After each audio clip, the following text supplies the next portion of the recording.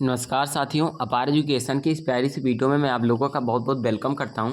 So guys, आज की इस वीडियो में हम लोग देखने वाले क्लास 12 गणित आव्यूह नामक चैप्टर देख रहे थे, जिसमें हम लोगों ने प्रश्नावली 3.2 को ख़त्म कर दिया। ठीक है, तो आज की इस वीडियो में क्या है कि प्रश्नावली 3 ठीक, इस प्रश्नावली को हम लोग देखने वाले हैं। इसके पहले क्या है कि हमारा यहाँ पर देखिए परिवर्त की चर्चा कर रहे हैं। ठीक है, तो हम जानेंगे कि परिवर्त अर्थात ट्रांसपोज जिसे बोलते हैं इंग्लिश में, ये हमारा होता क्या है। ठीक है, तो हमारा ये उद्देश्य है इस वीडियो में कि हम जानें कि प्रश्नावली 3.3 को सॉल्व करने के लिए हमारे बेसिक्स क्या होने चाहिए। ठीक है, कुछ फार्मूले की ज़रूरत होगी जो कि इस यहाँ पर प्रश्नावली में यानी इस पृष्ठ में दिए गए हैं। ठीक है, यहाँ पर जो हमारे 2-3 पृष्ठ दिए गए हैं इसमें दिए हैं। ठीक है, तो उन्हीं के बारे में हम लोग जानने की कोशिश करेंगे। तो आइए बिना देरी के वीडियो को यहाँ पर स्टार्ट करते हैं। ठीक, तो सबसे पहले हम जानेंगे कि आव्यूह का परिवर्तक क्या होता है। ठीक है, जिसे इंग्लिश में बोला जाता है ट्रांसपोज ऑफ अ मैट्रिक्स। ठीक, तो आव्यूह के परिवर्तन के बारे में जानेंगे। उसके बाद हम जानेंगे कि सममित आव्यूह यानी कि सिमेट्रिक मैट्रिक्स, विषम सममित आव्यूह यानी कि स्क्यू सिमेट्रिक मैट्रिक्स क्या होता है। ठीक है, तो इन सब चीज़ों के बारे में हम लोग डिटेल में चर्चा करने वाले हैं। तो आप लोग दोस्तों वीडियो में बने रहें, प्रॉपर यानी कि स्टार्टिंग से देखें और एंडिंग तक देखते रहें। ठीक है, तभी आपको बराबर आएगा समझ में। तो हम बात करेंगे आव्यूह का परिवर्तन क्या होता है। ठीक है, तो इसी आव्यूह के थ्रू हम लोग समझेंगे। देखिएगा, मैं आपको दिखाता हूँ पहले। जैसे देखिए यहाँ पर क्या है, पहले हम लोग देखने वाले हैं आव्यूह का परिवर्तन। ठीक, आव्यूह के परिवर्तन के बारे में जानकारी गेन करेंगे। देखिएगा यहाँ पर आव्यूह का परिवर्तन, आव्यूह का परिवर्तन क्या होता है। ठीक है, इसके बारे में पहले हम जानेंगे। इसको इंग्लिश में बोला जाता है transpose, transpose of a matrix, transpose of a matrix. ठीक है, ये बोला जाता है इसको इंग्लिश में।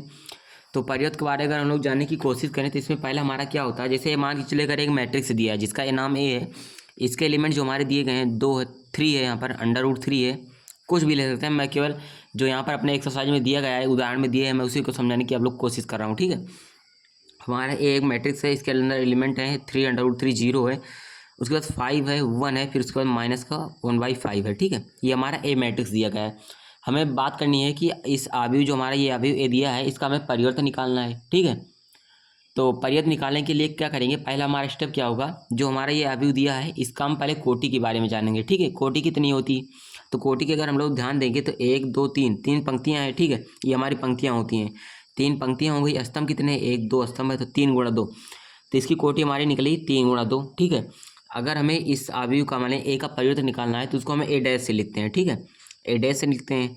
तो अगर हमें परिवर्तन निकालना है तो हम करते हैं क्या है, अगर यहाँ पर 3 × 2 की कोटि की, ये जो हमारा आव्यूह दिया है 3 × 2 कोटि का है, अगर हम उसका परिवर्तन निकालेंगे तो 2 × 3 कोटि का हो जाएगा। ठीक है, कैसे होगा मैं आपको बताता हूँ।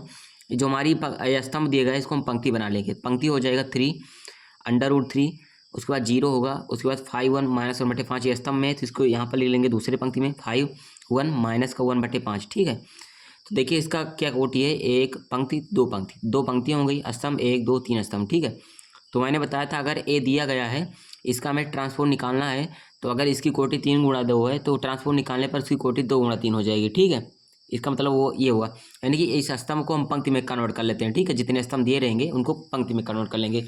यही हमारा होता है आव्यूह का परिवर्तन। ठीक, तो इसे आप लोग जान गए होंगे। अब देखिए आव्यूहों के परिवर्तन के गुणधर्म हमारे कुछ होते हैं। ठीक है, properties of transpose of matrix. ठीक है, ये हमारी प्रॉपर्टी होती है। पहला प्रॉपर्टी होता है, अगर जैसे देखिए यहाँ पर क्या है कि ए डैश है। ठीक है, यानी कि ए का परिवर्तन ए डैश हो गया। ठीक है, जैसे मैंने आपको बताया यहाँ पर ए डैश, अब फिर से अगर उसका हम डैश कर दें, यानी कि अगर फिर से उसका हम परिवर्तन निकाल दें तो वो ए के बराबर हो जाता है। ठीक है, तो ये हमारा पहला प्रॉपर्टी हो गया। अगर सेकंड प्रॉपर्टी जाने तो हमारा क्या होता है सेकंड में, अगर के ए यानी कि अगर कोई कांस्टेंट है के है, ठीक है, अचर है, देखिए यहाँ पर लिखा है अचर है, तो के ए करें तो के बाहर हो जाएगा और ए का डैश हो जाता है। ठीक है, यानी कि ए का हमारा क्या होता है ट्रांसपोज हो जाता है इसमें। ठीक, यहाँ पर देखिए थर्ड वाला दिया गया है कि ए + बी का डैश, यानी कि ए पी को जोड़ दें और उसका परिवर्तन निकाल दें, तो ए डैश का परिवर्तन निकालें और प्लस बी डैश का परिवर्तन निकालें, उन दोनों को जोड़ दें तो दोनों इक्वल हो जाते हैं। ठीक है, यानी कि ए बी को पहले जोड़ें आप लोग, उसका परिवर्तन निकालें, उसके बाद ए का परिवर्तन अलग निकाल लें, बी का परिवर्तन अलग निकाल लें। ठीक है, और इन दोनों को भी ऐड कर दें तो सेम ही आएगा। ठीक है, ये हमारा क्या होता है क्या होता है आव्यूहों के गुणधर्म होते हैं। ठीक है, यहाँ पर है कि ए बी डैश का अगर ए को बी से गुणा कर दें, उसका परिवर्तन निकालें, डैश करें, तो हमारा बराबर होता है बी डैश ए डैश के। ठीक है, यानी कि अगर जितना बी का परिवर्तन करें और ए का प्रयोग करें, उन दोनों को गुणा कर देंगे तो इसके बराबर आ जाता है। ठीक है, तो हमारे 1 2 3 4 हमारे प्रॉपर्टीज हैं किसके, ट्रांसपोज ऑफ मैट्रिक्स के। ठीक है, यानी कि आव्यूह के परिवर्त के, ये हमारे प्रॉपर्टी हैं जिन्हें आपको याद करना बहुत जरूरी है। ठीक है, ये 4 प्रॉपर्टी को आप लोग याद कर लेंगे। ठीक, इसके बाद देखिए यहाँ पर हमारा उदाहरण दिया गया है, उदाहरण बहुत सिंपल है, मैं आपको ऐसे ही बताऊंगा तो आ जाएगा। इसके बाद बात करते हैं यहाँ पर सममित आव्यूह। ठीक है, यहाँ पर देखिए सममित तथा विषम सममित आव्यूह बोले तो symmetric matrix and skew symmetric matrix. इस सिमेट्रिक बोले तो सममित, स्क्यू सिमेट्रिक बोले, स्क्यू मतलब विषम होता है, सिमेट्रिक मतलब सममित होता है। ठीक है, तो सममित तथा विषम सममित आव्यूह के बारे में हम लोग यहाँ पर चर्चा करने वाले हैं। ठीक, तो सममित और विषम सममित आव्यूह के बारे में हम लोग चर्चा करें तो होता क्या है, ए डैश को ए के बराबर होना चाहिए। ठीक है, यहाँ पर मैं आपको बताता हूँ, देखिएगा मैं एग्जांपल लूँगा, उसी के थ्रू बताऊँगा तभी आपको आने वाला है समझ में, नहीं तो नहीं आने वाला है। ठीक है, यहाँ पर सबसे पहले हम सममित आव्यूह की बात करेंगे। सममित आव्यूह देखिएगा, सममित आव्यूह बोले तो सिमेट्रिक मैट्रिक्स।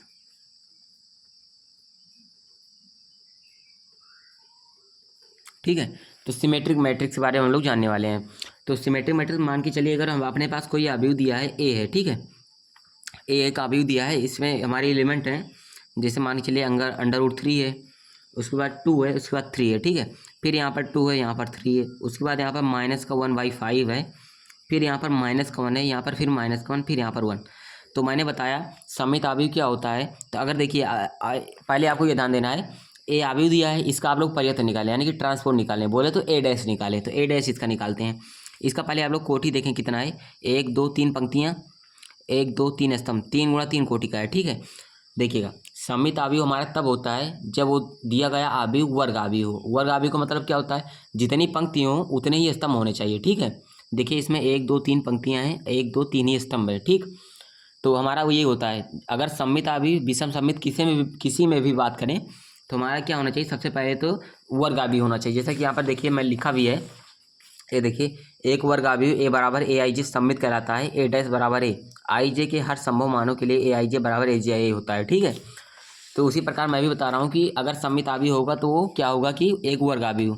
ठीक है, तो देखिए इसका हम ट्रांसपोज निकालते हैं, ए डैश निकालते हैं तो हो जाएगा, जो हमारे स्तंभ है इसको हम पंक्ति बना लेते हैं। तो इसको इस स्तंभ को हम पंक्ति बनाएंगे तो अंडर रूट 3 यहाँ पर हो जाएगा, अंडर रूट 3 इस पंक्ति को हम लोग स्तंभ बना रहे हैं। ठीक है, तो यहाँ पर हो जाएगा अंडर रूट 3 है, उसके बाद 2 है, फिर 3, फिर इस पंक्ति को स्तंभ को पंक्ति बनाएंगे तो हो जाएगा 2, -1/5 है तो यहाँ पर हो जाएगा -1/5, यहाँ पर -1 है तो यहाँ पर -1 हो जाएगा। ठीक, उसके बाद इस पंक्ति को भी स्तंभ बना रहे हैं तो हो जाएगा, यहाँ पर 3 है 3, -1 है तो -1, यहाँ पर 1 है तो यहाँ पर 1। ठीक है, अब देखिए क्या इसमें और इसमें कुछ आपको फर्क नज़र आ रहा है, नहीं आ रहा होगा। ठीक है, क्योंकि मैंने किया है कि इन जो हमारे स्तंभ हैं इन स्तंभों को मैंने पंक्ति बना लिया। देखिए अंडर रूट 3 2 2 3 3। ठीक, 2 2 -1/5 -1/5 -1 -1, तो इन स्तंभों को मैंने पंक्तियाँ बना ली है। ठीक है, तो इस प्रकार से हमारा क्या होता है, ए डैश जो है यहाँ पर देखिए ए डैश बराबर 1 है। ठीक है, इसका मतलब क्या है कि दिया गया हमारा जो आव्यूह है वह क्या है, सममित आव्यूह है। ठीक है, सिमेट्रिक मैट्रिक्स है, तो ये हमारा क्या होता है, सममित आव्यूह होता है। ठीक है, अब बात करते हैं विषम सममित आव्यूह के बारे में। ठीक है, देखिए कुछ इसी प्रकार से विषम सममित आव्यूह होता है, उसमें क्या होता है, ए डैश जो होता है -a के बराबर होता है। ठीक, यहाँ पर देखिए मैंने पहले एक बार मैं आपको शो करा देता हूँ, क्या है देखिए बी डैश बराबर -b के होता है। ठीक है, एक विषम सममित आव्यूह है क्योंकि बी डैश बराबर -b है, तो मैं आपको एग्जाम्पल यही वाला लेकर समझाता हूँ कैसे होता है विषम सममित आव्यूह। ठीक, देखिएगा विषम सममित आव्यूह बोले तो स्क्यू सिमेट्रिक मैट्रिक्स। विषम सममित आव्यूह क्या होता है, इसको इंग्लिश में बोला जाता है, मैं आप साथ साथ इंग्लिश में बताते चल रहा हूँ, स्क्यू सिमेट्रिक मैट्रिक्स। ठीक है, ये हमारा होता है विषम सममित आव्यूह का स्पेलिंग होता है। ठीक है, देखिएगा इसके बारे में अगर हम लोग जानकारी गेन करना चाहें तो हमारा होगा क्या, सबसे पहले आपको ध्यान देना है यहाँ पर कि जो हमारा बी डैश होता है, ठीक है, बी डैश जो हमारा होता है -b के बराबर होता है। ठीक, पहले आपको इतना ध्यान देना है। अब देखिए मैं एग्जांपल के थ्रू आपको बताऊंगा, ये नहीं कि डायरेक्ट मैंने थ्योरी लिखा दी उसके बाद आपको बस यहीं पर ख़त्म कर दिया, नहीं। देखिए अगर हमारे पास जैसे मान के चले कोई भी हमारे पास आव्यूह है, उसमें एलिमेंट क्या है, हमारे एलिमेंट जो हैं वो हैं क्या कि 0 है, ठीक है, और ई है, माइनस का ई है, माइनस का एफ है। ठीक, उसके बाद ई है, जीरो है, माइनस का जी, जीरो नहीं ये ओ है, ठीक है। उसके बाद क्या है, यहाँ पर एफ है, यहाँ पर जी है, यहाँ पर क्या है, ओ है। अब देखिए क्या होगा, अगर इसका हम लोग क्या करें, ट्रांसफॉर्म निकालें, बोले तो परिवर्तन निकालें, तो बी का परिवर्तन हम लिखते हैं बी डैश से बराबर हो जाएगा। इसका हम लोग अगर परिवर्तन निकालें तो देखिए जो हमारी स्तंभ है उसको हमें पंक्ति बनाना पड़ेगा, ठीक है। तो सबसे पहले हमारा काम क्या होगा कि यहाँ पर देखिए माइनस माइनस माइनस कॉमन है, ठीक है। तो पहले हम करेंगे क्या, पहले हम करते हैं कि ये जो हमारे स्तंभ दिए गए हैं इनको सबसे पहले हम पंक्ति बनाते हैं। तो जीरो को यहाँ पर जीरो हो गया, यहाँ पर माइनस ही है तो यहाँ पर माइनस का ही हो गया। पंक्तियों को सॉरी स्तंभों को हम लोग पंक्ति बना रहे हैं, जीरो माइनस ही माइनस का एफ, उसके बाद यहाँ पर ई, यहाँ पर जीरो माइनस का जी, एफ जी जीरो, तो हो गया यहाँ पर एफ जी जीरो। अब देखिए यहाँ पर करेंगे क्या, देखिए यहाँ पर पहले माइनस कॉमन ले लेते हैं, तो बी डैश बराबर हो जाएगा, यहाँ पर माइनस सब में से कॉमन ले लें तो माइनस यहाँ पर हो जाएगा, ओ है तो यहाँ पर जीरो है, जीरो माइनस ये तो यहाँ पर प्लस का ही हो जाएगा, यहाँ पर माइनस का एफ है तो यहाँ पर प्लस का एफ हो जाएगा, ठीक है, क्योंकि माइनस मैंने बाहर निकाल लिया सबसे। यहाँ पर ई प्लस का है तो यहाँ पर माइनस का ही हो जाएगा, जीरो है तो यहाँ पर जीरो। देखिए मैं आपको बताऊँ कि अगर कॉमन लेने की बारी होती है, जैसे माइनस यहाँ पर कॉमन ले रहे हैं तो माइनस से सब में गुणा करते हैं, माइनस से इसमें गुणा किया तो जीरो का जीरो हो गया, यहाँ पर माइनस का ही है तो यहाँ पर माइनस से गुणा किया तो प्लस का ही हो गया, ठीक है। यहाँ पर माइनस का एफ था, माइनस से गुणा किया तो प्लस का एफ हो गया, इस प्रकार से होता है, ठीक है। ये हमारा क्या होता है, अगर कॉमन लेते हैं तो कॉमन का मतलब यही होता है कि गुणा सब में कर रहे हैं। तो माइनस से इसमें हो तो प्लस का जी, यहाँ पर माइनस का एफ हो जाएगा, यहाँ पर जी हो जाएगा, यहाँ पर जीरो हो जाएगा, ठीक है, इतना हो गया। अब देखिए जो यहाँ पर देखिए ये जो हमारे जितने एलिमेंट दिए गए हैं क्या इसमें सभी मौजूद हैं कि नहीं, जीरो है जीरो, ई है तो ई, एफ है तो एफ, माइनस ही माइनस है, माइनस ही माइनस है, जीरो माइनस जी, यहाँ पर देखिए प्लस जी है ना तो माइनस से गुणा करेंगे तो यहाँ पर माइनस जी, तो एफ माइनस जी जीरो जीरो, ठीक है। यानी कि जो बी डैश है, जो हमारा मैट्रिक्स है वो कुल बराबर आ रहा है बी के, ठीक है, बी के बराबर। तो यहाँ पर क्या होता है, बी डैश बराबर क्या होता है, ये माइनस लगाया तो माइनस, ये पूरा बी के बराबर है, ठीक है। तो बी ये देखिए, तो जो बी डैश आया हमारा माइनस बी के बराबर आया, ठीक है। तो मैंने आपको यही तो बताया था, बी डैश जो होता है माइनस बी के बराबर आता है। ये हमारा क्या होता है, विषम सममित आव्यूह, यानी कि इसक्यू मैट्रिक्स होता है, ठीक है। तो ये हमारा क्या होता है, विषम सममित आव्यूह होता है, ठीक है। अब आगे देखिए क्या हमारा दिया गया है, इसके बाद दिया है प्रमेय, हमारा थ्योरम दिया गया है। इसमें बोल रहा है कि वास्तविक अवयवों वाले किसी वर्ग अवयव ए के लिए ए प्लस ए डैश एक सममित अवयव तथा ए माइनस ए डैश एक विषम सममित अवयव होता है, ठीक है। तो यहाँ पर देखिए मैं आपको अगर बताऊँ तो यहाँ पर क्या होता है, सममित अवयव के लिए सममित अवयव, तो ये हमारा सममित अवयव होगा। सममित अवयव को हम लिखते हैं ए प्लस ए डैश, ठीक है। और विषम सममित अवयव को कैसे लिखते हैं, विषम सममित अवयव, यानी कि स्क्यू सिमेट्रिक मैट्रिक्स, विषम सममित अवयव। तो इसको हम किस प्रकार लिखते हैं, ए माइनस ए डैश लिखते हैं, ठीक है। ये हमारा एक विषम सममित अवयव होता है, ठीक। तो ये हमारा नोटेशन होता है, अगर सममित अवयव आपको निकालना कहीं पर बोले तो ए तो दिया रहेगा, उसका ट्रांसपोर्ट निकालेंगे, दोनों को ऐड कर देंगे, आपको मिल जाएगा फटाक से सममित अवयव। विषम सममित अवयव बोलेगा निकाल लिए तो ए निकाले रहेंगे, ए तो दिया रहेगा, ए डैश यानी ट्रांसपोर्ट निकालेंगे, माइनस कर देंगे, फटाक से आपको विषम सममित अवयव मिल जाने वाला है, ठीक है। तो ये हमारा पहला थ्योरम बोलता है। उसके बाद देखिए यहाँ पर थ्योरम नंबर 2 यानी प्रमेय 2 दिया गया है कि किसी वर्ग अवयव को एक सममित तथा विषम सममित अवयव के योगफल के रूप में व्यक्त किया जाता है। देखिए मैं आपको डायरेक्ट बता दे रहा हूँ, देखिए ये हमारा क्या सममित अवयव, ये हमारा क्या है विषम सममित अवयव, इन दोनों का योगफल के रूप में हम इसको क्या करते हैं, लिख सकते हैं, ठीक है। ए बराबर क्या होगा 1/2, यहाँ पर इसमें भी मल्टीप्लाई करेंगे, इसमें भी 1/2 से मल्टीप्लाई करेंगे, दोनों के यहाँ पर ऐड कर देंगे, ठीक है। तो हमारा जो प्रमेय नंबर 2 है ये भी बहुत इंपॉर्टेंट है, ठीक है, इसे आप लोग ध्यान रखिएगा। इसके बाद कोई थ्योरम नहीं है, डायरेक्ट हमारा प्रश्नावली आता है। तो मैंने आपको बताया ये परिवर्त कैसे निकाला था, जो हमारे स्तंभ दिए रहते हैं इनको हम पंक्ति बना लेते हैं, ठीक है। तो देखिए मैं आपको एक बार करा के दिखा भी देता हूँ कैसे करेंगे इसको सॉल्व। यहाँ पर पहला क्वेश्चन करते हैं यहाँ पर, ठीक। पहला क्वेश्चन अपना यहाँ पर गिवन क्या है, प्रश्नावली अपना कितना है, प्रश्नावली है 3.3, ठीक, प्रश्नावली 3.3 है। इसमें का पहला क्वेश्चन दिया है अपने को, ए मैट्रिक्स मान लेते हैं, ए बराबर हमारा है पहले का पहला है, ठीक। ए हमारा एक मैट्रिक्स है जिसके अंदर क्या है, एलिमेंट हमारे क्या दिए गए हैं, एलिमेंट हमारे 5 1/2 -1 है, ठीक है। तो हमारा ट्रांसपोज अगर इसका निकालना यानी परिवर्तन अगर मैं निकालना बोल रहा है निकालने के लिए, तो इन जो हमारे स्तंभ दिए गए हैं इनको पंक्ति बना लेते हैं। तो हमारा ए डैश, ठीक है, ट्रांसपोज को ए डैश से करते हैं, तो पंक्ति को स्तंभ बनाएंगे तो 5 1/2 -1 तो -1। देखिए यहाँ पर हमारा ट्रांसपोज ए का ट्रांसपोज ए डैश निकल गया इतना, ठीक। तो हमारा यहाँ पर इसका क्या होगा, आंसर हो गया, ठीक है। अगर यहाँ पर इसकी कोटि की बात करेंगे तो 1 2 3 पंक्ति हो गई, 3 एक स्तंभ में तो 3 × 1 निकला। इसका कोटि एक पंक्ति, एक दो तीन स्तंभ, तो 1 × 3, ठीक। तो ये देखिए इसकी मैंने कोटि बता दी। अब देखिए सेकंड वाला क्या दिया है, सेकंड वाला है ए बराबर, मान लेते हैं इसको 1 2 -1 3 है, ठीक। ए डैश इसका निकालते हैं, ए डैश बराबर हो जाएगा यहाँ पर क्या, ये जो हमारे स्तंभ दिए गए हैं इनको पंक्ति बना लेते हैं, ठीक है। तो 1/2 यहाँ पर 1, यहाँ पर 2 और -1 यहाँ पर है, तो -1 यहाँ पर 3 है, तो 3, ठीक है।